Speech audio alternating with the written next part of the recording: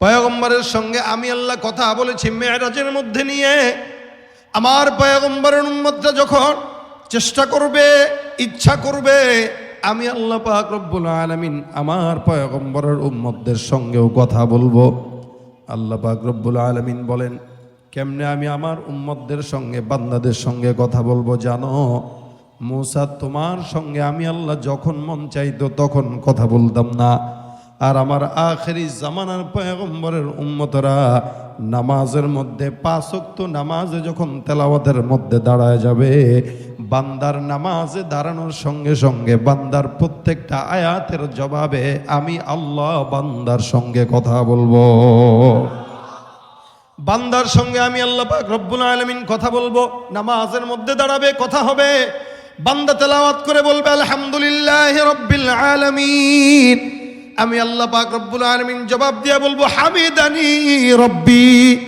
বান্দা আমার সঙ্গে নামাজের মধ্যে দাঁড়ায় কথা বলবে। আল্লাহ পাক রব্বুল আলামিন পয়গম্বরকে মেরাজ নিয়ে কথা বলেছেন। এই জন্য নবী বলেন, আমার উম্মতরা যখন নামাজের মধ্যে দাঁড়াবে, এই উম্মতের নামাজটাই হলো উম্মতের জন্য সবচেয়ে বড় মেরাজ। নামাজের সময় বান্দা কথা বলবে, ফজরের নামাজের সময় কথা বলবে, জোহরের নামাজের সময় কথা বলবে, আসরের সময় কথা বলবে, মাগরিবের সময় কথা বলবে, এশার নামাজের সময় কথা বলবে, সালাতুল ইশরাকের সময় কথা বলবে, সালাতুল চাশতের সময় কথা বলবে, সালাতুল আওয়াবিনের সময় কথা বলবে। আওয়াবিন, ইশরাক, অন্যান্য যত নামাজ আছে, তাহাজ্জুদের নামাজ, আল্লাহ পাকের কাছে যখন নাকি প্রয়োজন হয় নামাজের মধ্যে দাঁড়াবে।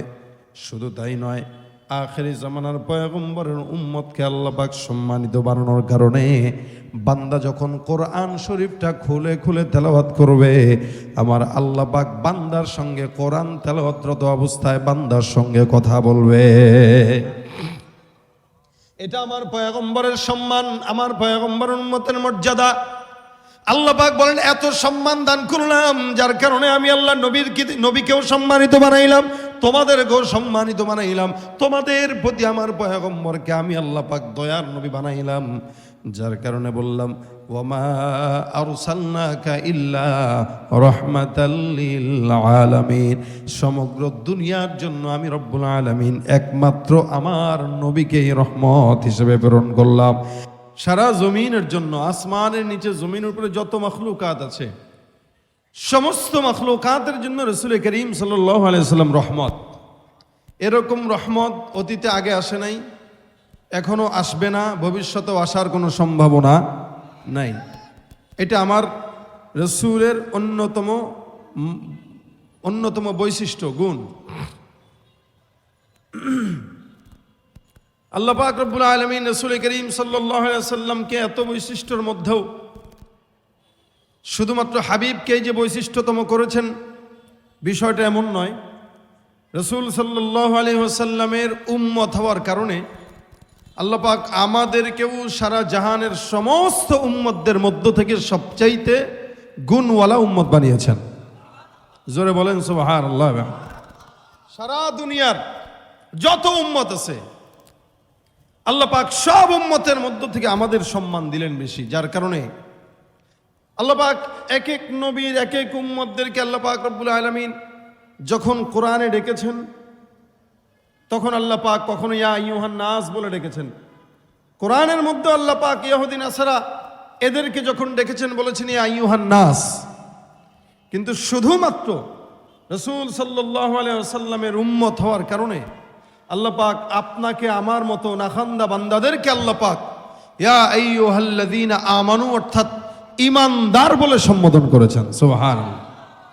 শুধুমাত্র উম্মত হওয়ার কারণে মূসা পয়গম্বরকে আল্লাহ পাক একটা লকব দিয়েছিলেন, যার নাম আল্লাহ পাক উনার ব্যাপারে কোরআনে বর্ণনা করে বলেন ওয়াকাল্লামাল্লাহু মূসা তাকলিমা। মূসা নবীর সঙ্গে আল্লাহ পাক কথা বলতেন।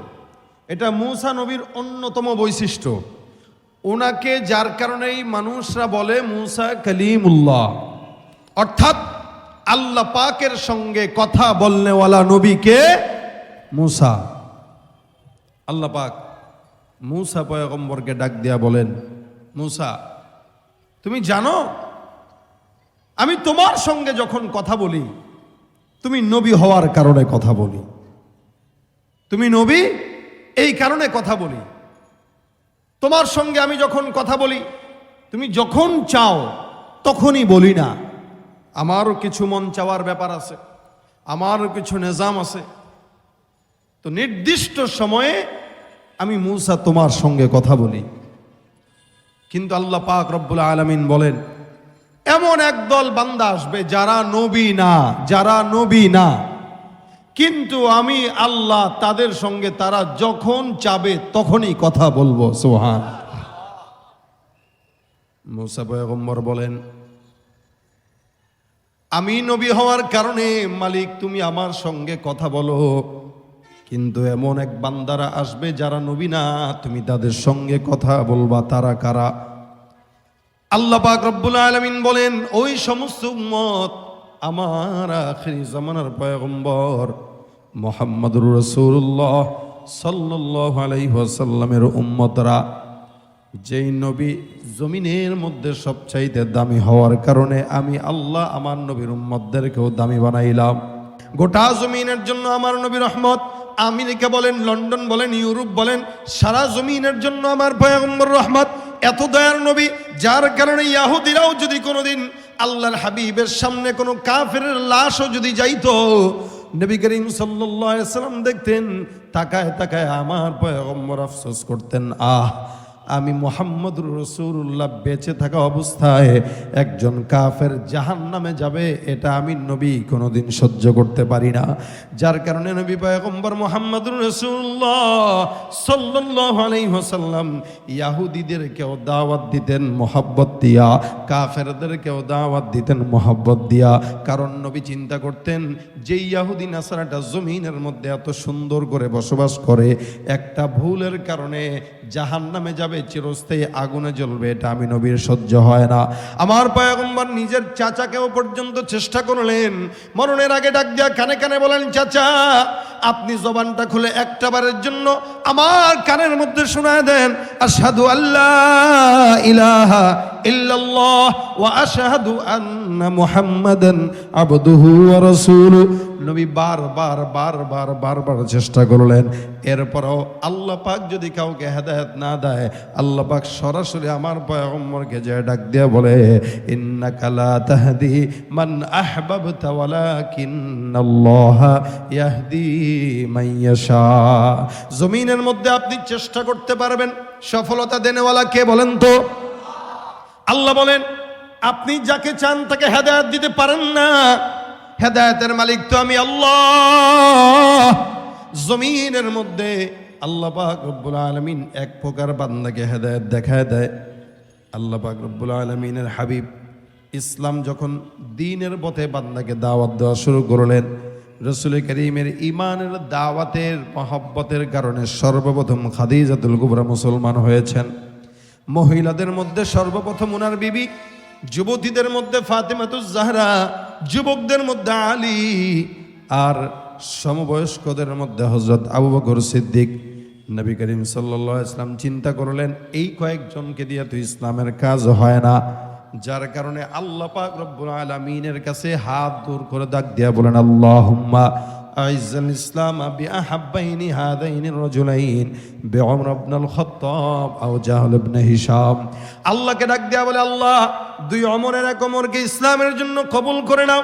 একটা হলো ওমর, আরেকটা হলো আবু জাহেল। দুইজনের একজনকে তুমি কোরআনের জন্য, ইসলামের জন্য, দ্বীনের জন্য কবুল করে নাও। আল্লাহর নবী দোয়া করতে পারে, দাওয়াত দিতে পারে, কিন্তু মূল মাকসাদে মঞ্জিলে মাকসাদ পর্যন্ত পৌঁছানো দেওয়ার দায়িত্বটা কার?